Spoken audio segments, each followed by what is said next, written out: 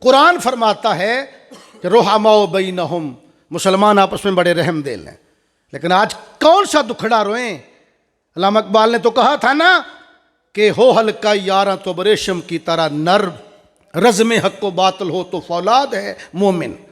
مومن پہلے کبھی طریقہ کار ہوتا تھا کہ مومن اپنوں کے لیے ریشم ہوتا تھا اور بیگانوں کے لیے فولاد ہوتا تھا۔ آج مسلمانوں کی صورتحال پتہ کیا ہے؟ اپنوں کے لیے فولاد، دوسروں کے لیے ریشم۔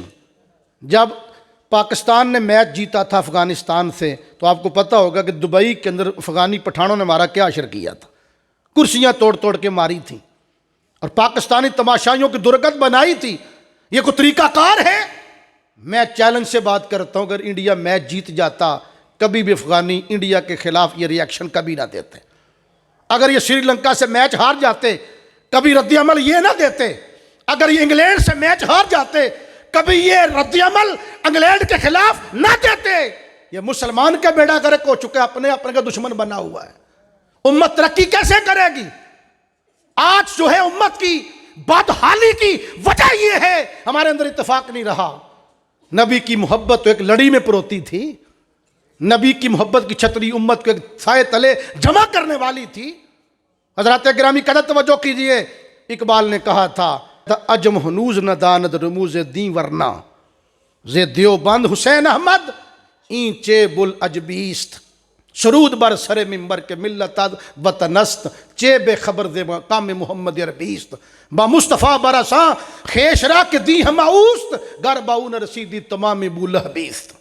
اقبال نے کہا تھا کہ عجم کے لوگوں نے ابھی تک دین سمجھا ہی نہیں، اگر یہ دین سمجھ گئے ہوتے تو کبھی بھی دیوبندی حسین احمد ٹانڈوی یہ بات کبھی نہ کرتا منبر پہ بیٹھ کے جو ہے قوم وطن سے بنتی ہیں، ملت وطن سے بنتی ہیں۔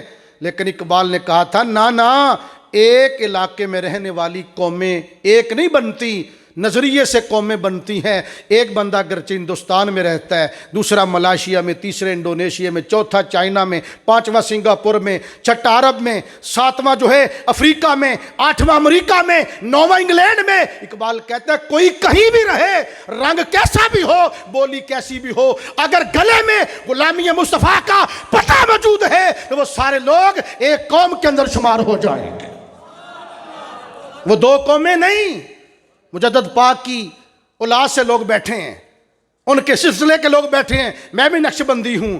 مجدد الافسانی کے دور میں اکبر نے کہا تھا کہ ہندو سکھ مسلم عیسائی ہیں آپس میں بائی بائی، ہندو سکھ مسلم عیسائی ہیں آپس میں بائی بائی، لیکن مجدد پاک نے فرمایا تھا کہ کوئی عیسائی مسلمان کا بائی نہیں ہو سکتا، مسلمان کا مسلمان ہی بائی ہے۔